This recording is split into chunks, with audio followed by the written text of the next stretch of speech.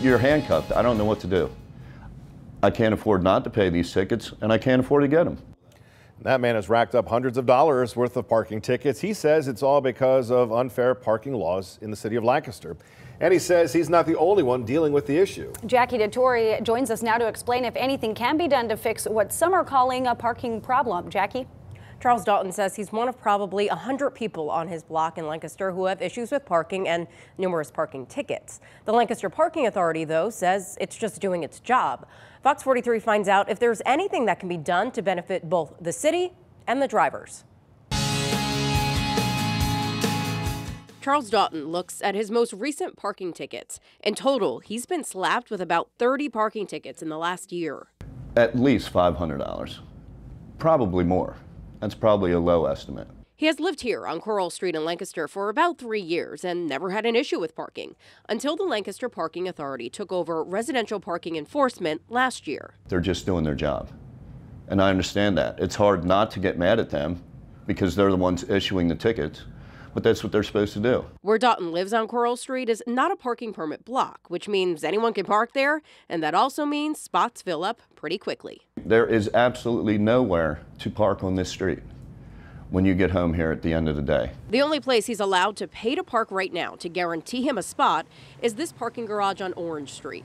That's about 14 blocks away from where he lives. It's just not right. He usually ends up parking on 3rd Street. That is a residential parking permit street, and he doesn't have a permit, hence why he's getting so many tickets. So yes, he knows he's wrong in parking there without a permit. I know I am, but it's the only place to park, and I take my chances.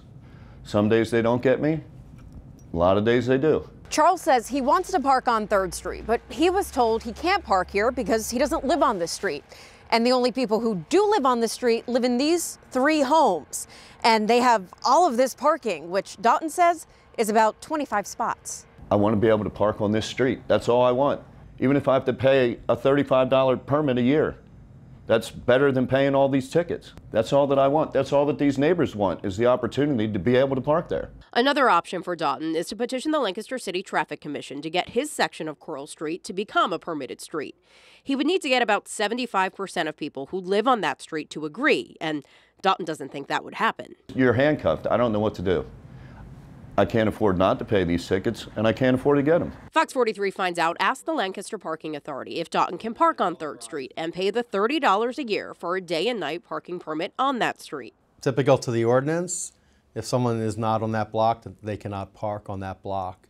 Now, there's always a process that they can go through. They can go to, they can make a petition to the City Traffic Commission and plead their case of why they should be eligible to park in a block that they're not a resident of. Larry Cohen is the executive director of the Lancaster Parking Authority and has been involved with the city parking for 17 years. In that time, he says he has seen some exceptions be made by the Traffic Commission.